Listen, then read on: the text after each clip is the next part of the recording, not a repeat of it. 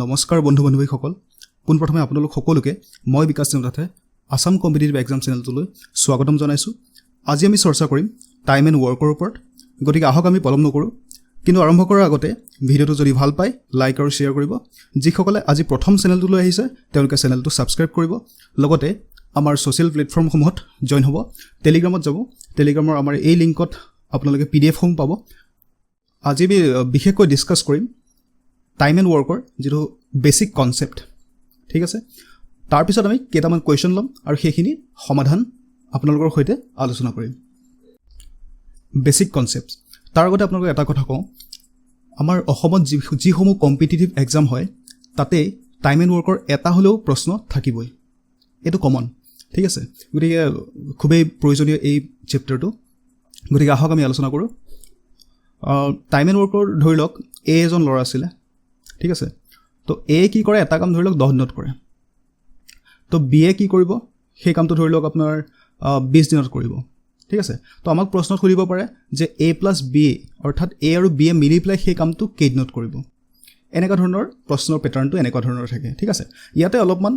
জটিলতা আনি দিয়ে কিছুমান, ধৰি লওক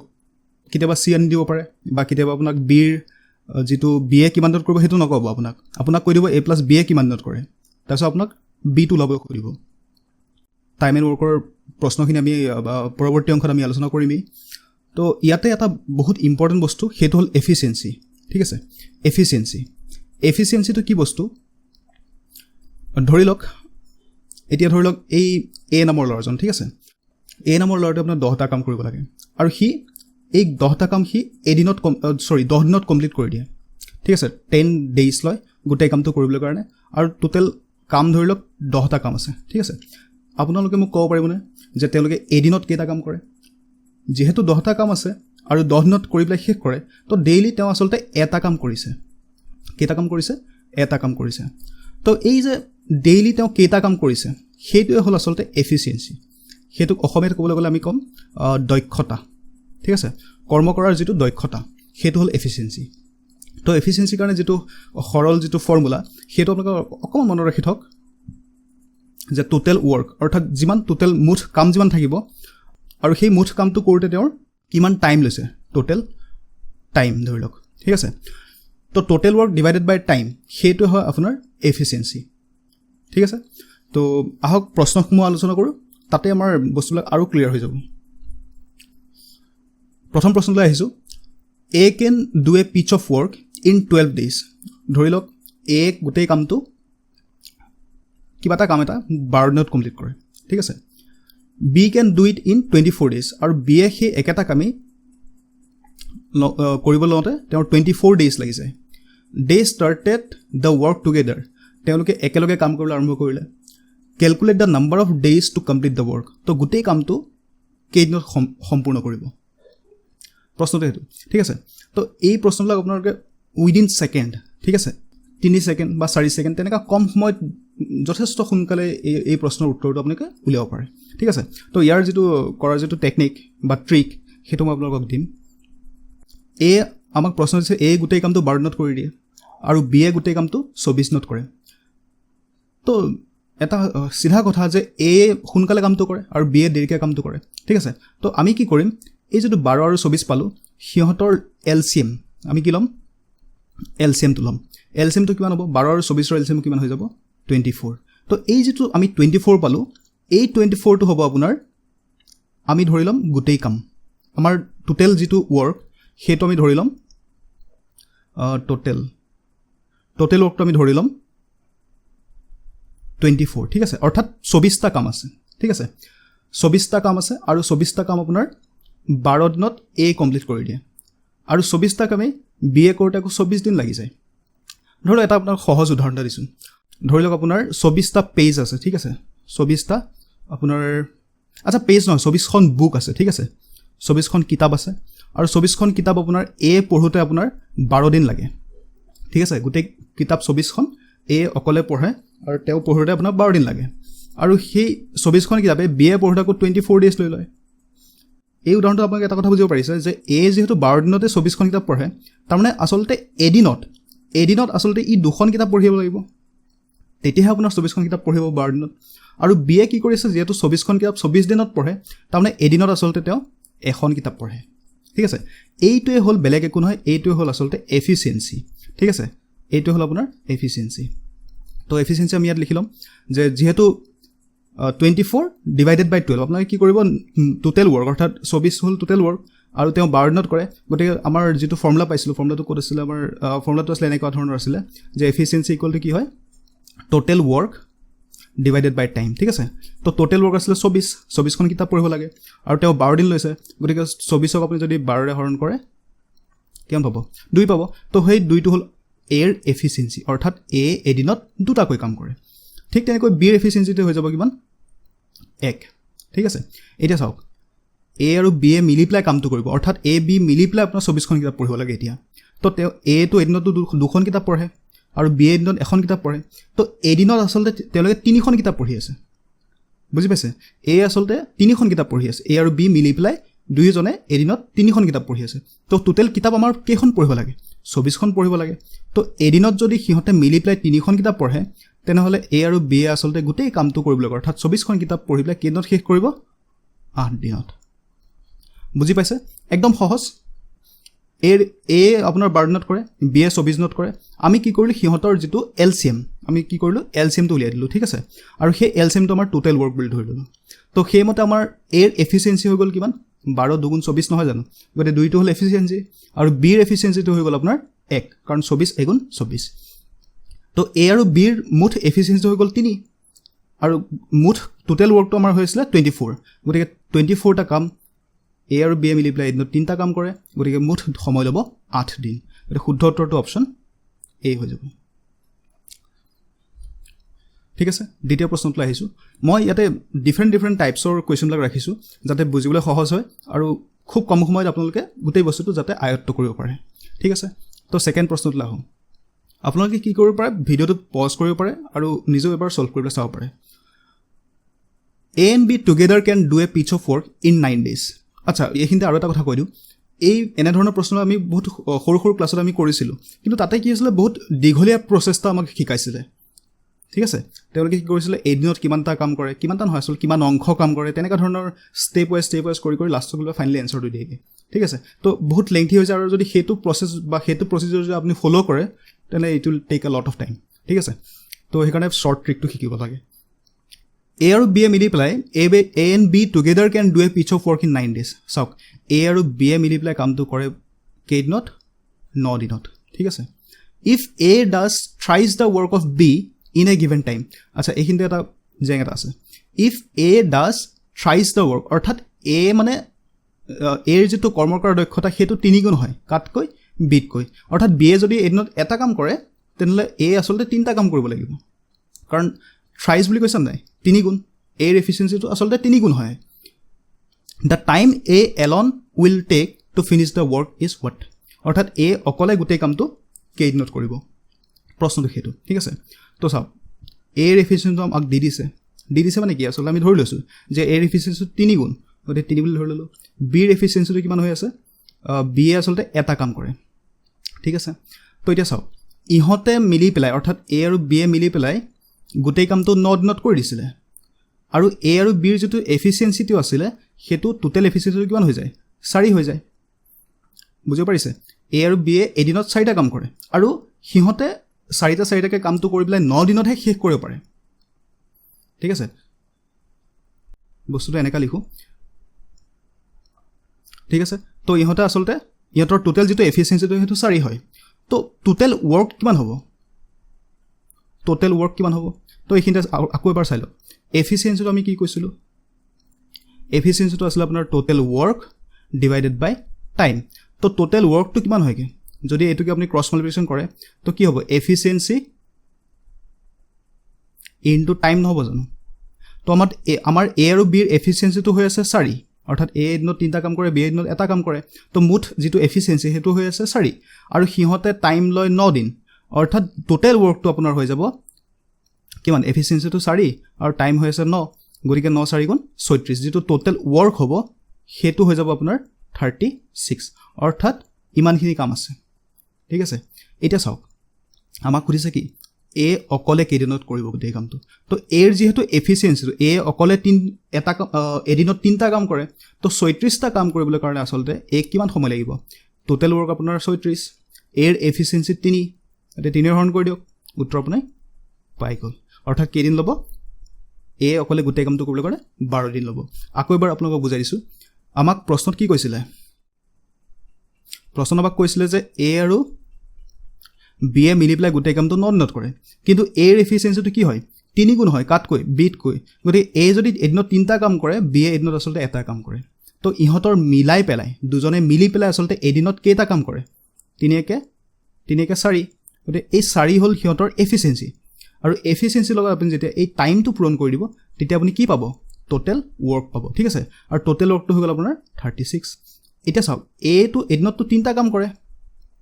তো এই 36টা কাম কৰিবলৈ তাক কেইদিন লাগিব এদিনত যদি 3টা কাম কৰে তেনেহ'লে এ গোটেই কামটো আচলতে এইটো হৰণ কৰি ল'ল টোটেল ৱৰ্ক 36 আৰু এৰ এফিচিয়েঞ্চিটো হ'ল আপোনাৰ 3 যে 3 12 36 অৰ্থাৎ 12 দিন ল'ব ঠিক আছে বুজিব পাৰিছে এতিয়া পৰৱৰ্তী প্ৰশ্ন আহিছোঁ A can do a piece of work in 4 days অৰ্থাৎ এ ধৰি লওক এটা কাম 4 দিনত কৰিব পাৰে B can do it in 5 days B আকৌ 5 ডেজত কৰে with the assistance of C মানে কি এবাৰ চিও আহি গ'ল ঠিক আছে এ ধৰি লওক গোটেই কামটো অকলে 4 দিনত কৰে বি এ আপোনাক কৈ দিছে যে গোটেই কামটো 5 দিনত কৰে কিন্তু সিহঁতে আচলতে চিৰ সহায়ত গোটেই কামটো অৰ্থাৎ তিনিজনে এ বি আৰু চি তিনিজনে মিলি পেলাই গোটেই কামটো completed the work in 2 days গোটেই কামটো সিহঁতে 2 দিনত সম্পূৰ্ণ কৰি দিয়ে এতিয়া প্ৰশ্নত কি সুধিছে find in how many days can C alone do it অৰ্থাৎ চিয়ে অকলে যদি কামটো কৰিলেহেঁতেন তেনেহ'লে আচলতে কেইদিন ল'লেহেঁতেন বুজিব চেষ্টা কৰা হওক আমাক কৈ দিছে যে এ গোটেই কামটো কৰে 4 দিনত বি এ গোটেই কামটো কৰে 5 দিনত বুজিব পাৰিছে আকৌ কৈছে with the assistant of C অৰ্থাৎ A plus B plus C অৰ্থাৎ তিনিজনে মিলি পেলাই গোটেই কামটো কৰি দিব আপোনাৰ 2 দিনত ঠিক আছে আপোনাক সুধিছে যে চি এ অকলে কেইদিনত কৰিব ঠিক আছে তো আমি কি কৰিম গোটেইকেইটাৰ এলচিএমটো লৈ লওঁ তো গোটেইকেইটাৰ যদি এলচিএম লৈ লওঁ 4 5 আৰু 2 এলচিএম কিমান হ'ব 20 হ'ব ৰাইট তো 20 হ'ব সিহঁতৰ এলচিএম অৰ্থাৎ এৰ এফিচিয়েঞ্চিটো কিমান হ'ব 4 5 গুণ 20 নহয় জানো গতিকে এৰ এফিচিয়েঞ্চি আচলতে 5 আৰু ঠিক তেনেকৈ বিৰ এফিচিয়েঞ্চি কিমান হ'ব 5 4 গুণ 20 হয় গতিকে বিৰ এফিচিয়েঞ্চি হ'ব 4 আৰু A plus B plus C ইহঁতৰ মিলাই পেলাই এফিচিয়েঞ্চিটো হ'ব 2 10 গুণ 20 গতিকে এফিচিয়েঞ্চি হৈ যাব আপোনাৰ 10 ঠিক আছে এতিয়া চাওক A plus B plus C ইহঁতৰ এফিচিয়েঞ্চিটো আমিতো জানো যে টোটেলটো কিমান 10 হয় আৰু এৰ এফিচিয়েঞ্চিটো আমাক কৈ দিছে যে 5 বিৰ এফিচিয়েঞ্চিটো আমাক কৈ দিছে 4 ক'ত কৈ দিছে আচলতে আমি উলিয়াই লৈছোঁ ঠিক আছে তো চিৰ এফিচিয়েঞ্চিটো কিমান হ'ব 5 4 কিমান 9 নহয় জানো গতিকে চি ইকুৱেল টু 10 মাইনাছ 9 মানে কি আচলতে চিৰ এফিচিয়েঞ্চিটো 1 মানে চি এ আচলতে এদিনত এটাহে কাম কৰিব পাৰে এতিয়া চাওক মুঠ টোটেল ৱৰ্ক কিমান আছিলে 20 আছিলে গতিকে চি এ আচলতে কেইদিন ল'ব গোটেই কামটো কৰিবলৈ কাৰণে টোটেল ৱৰ্ক ডিভাইডেড বাই এফিচিয়েঞ্চি ঠিক আছে ডেইজ আপোনাৰ হয় ডেইজ টেকেন সেইটো আপোনাৰ কিমান হয়গৈ টোটেল ৱৰ্ক ডিভাইডেড বাই এফিচিয়েঞ্চি ঠিক আছে তো টোটেল ৱৰ্ক 20 আৰু চিৰ এফিচিয়েঞ্চি 1 গতিকে সিহঁত চি এ অকলে আচলতে গোটেই কামটো কৰোঁতে 20 দিন ল'ব বুজিব পাৰিছে অপশ্যন শুদ্ধ অপশ্যনটো আপোনাৰ বি নেক্সট প্ৰশ্নলৈ আহিছোঁ ইয়াত চাওক A B and C can do a piece of work in 24 days and 30 days and 40 days অৰ্থাৎ কি এ ধৰি লওক 24 দিনত কামটো কৰে বি এ কৰে 30 ডেজত আৰু চি এ কৰে কামটো 40 দিনত they start the work together but C leaves 4 days before the completion of work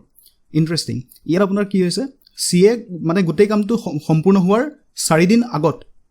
ঠিক আছে গোটেই কামটো সম্পূৰ্ণ হোৱাৰ 4 দিন আগত চি এ কামটো এৰি দিয়ে in how many days is the work done তো কামটো আচলতে কেইদিনত সমাপ্ত কৰিলে ইয়াত আপোনাৰ ইণ্টাৰেষ্টিং নোট এটা শিকি লওক বহুত ইম্পৰ্টেণ্ট হয় এই যেতিয়া আপোনাৰ এনেকুৱাকৈ বিফ'ৰ পাব বা কেতিয়াবা আফটাৰো পাব পাৰে ইয়াৰ পিছৰ প্ৰশ্নত হয়তো আফটাৰ আছে বা কেতিয়াবা আৰ্লি পাব পাৰে ঠিক আছে অৰ্থাৎ 4 দিনৰ আগতে এৰি গ'ল গোটেই কামটো সম্পূৰ্ণ হোৱাৰ আগত তেনেকুৱা ধৰণৰ প্ৰশ্নত কি কৰিব আৰু কেতিয়াবা আৰু এটা অপশ্যন আহিব পাৰে আৰু এটা কেছ আহিব পাৰে মই সেইটো ক'ম আপোনালোকক অলপ পিছত এক্সাম্পল লগত মিলাই পেলাই ক'ম তো যদি এনেকুৱা ধৰি লওক 4 দিনৰ আগত গুচি গ'ল তো সেই ক্ষেত্ৰত কি কৰিব বিফ'ৰ যদি আহে তেতিয়া কি কৰিব এড কৰিব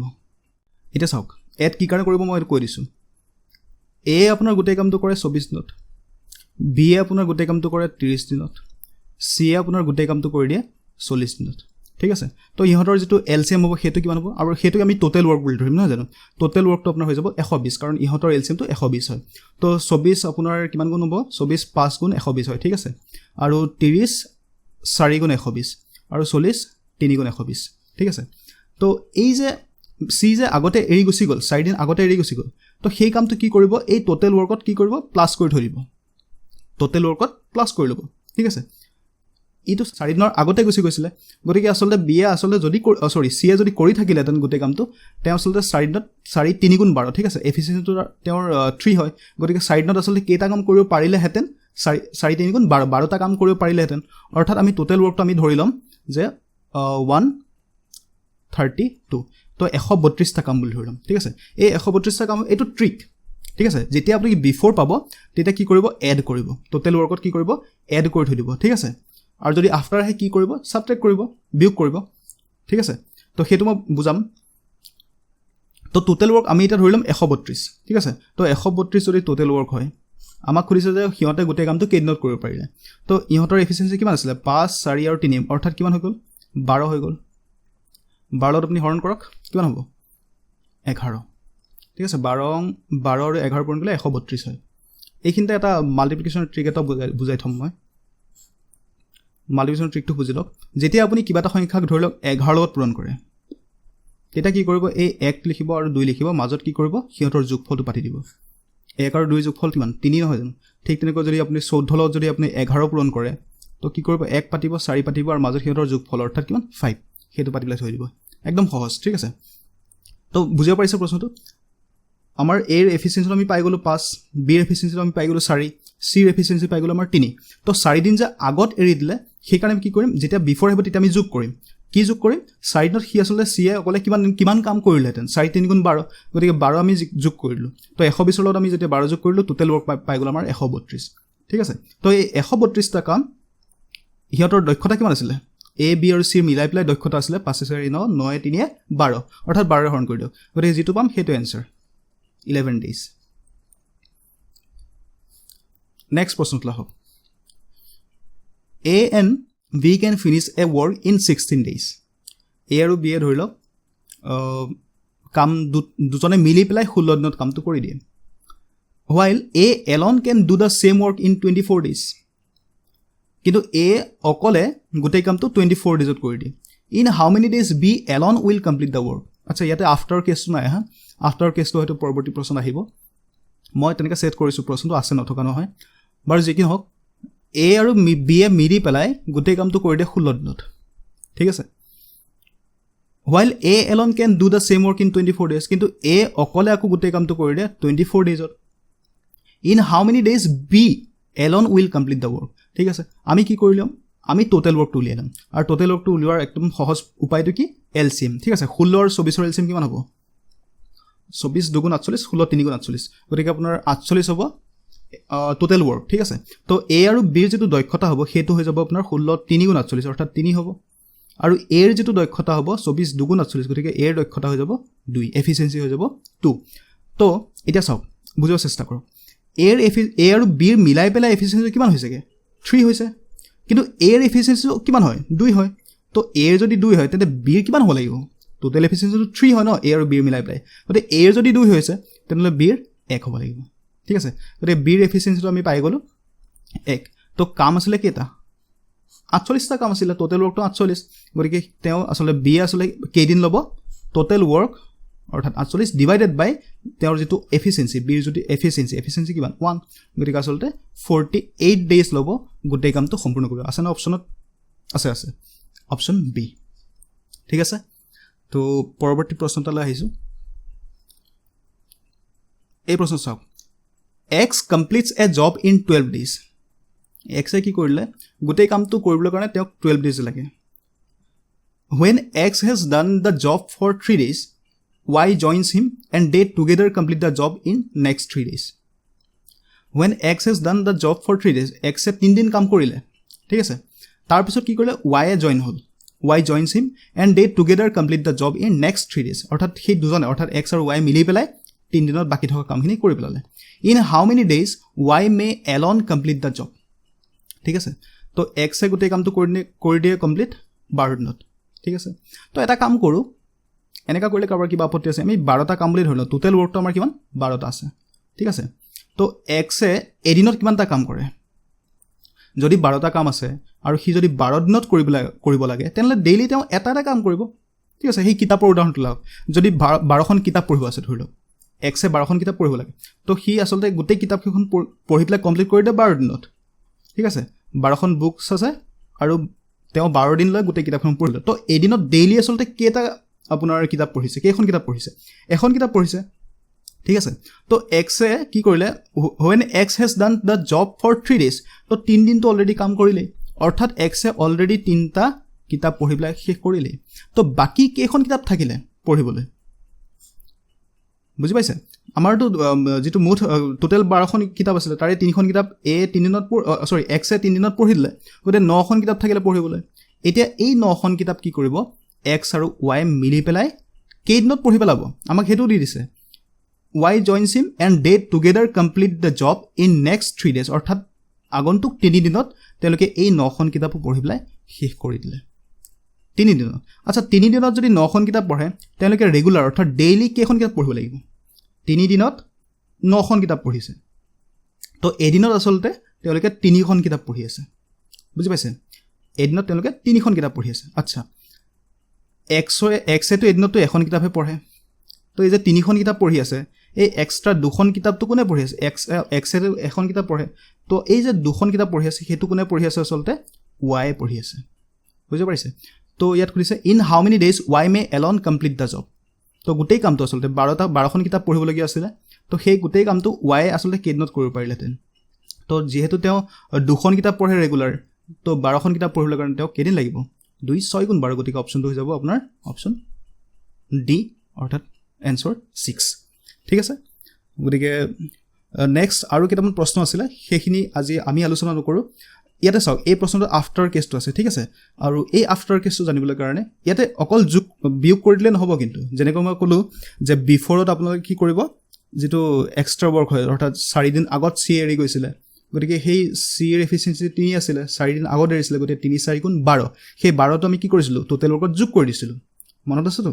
কিন্তু আফটাৰ আহিলে বিয়োগ কৰিম কিন্তু অকল বিয়োগ কৰিলে নহ'ব তাত আৰু এটা কথা আছে আৰু সেই কথাটো আমি নেক্সট ক্লাছত শিকিম ঠিক আছে আশা কৰিছোঁ আপোনালোকে ভিডিঅ'টো ভাল পাইছে যদি কিবা ডাউট থাকে নিশ্চয়কৈ কমেণ্টত জনাব আৰু শেষত ভিডিঅ'টো কেনে পালে আমাক কমেণ্টত জনাব ধন্যবাদ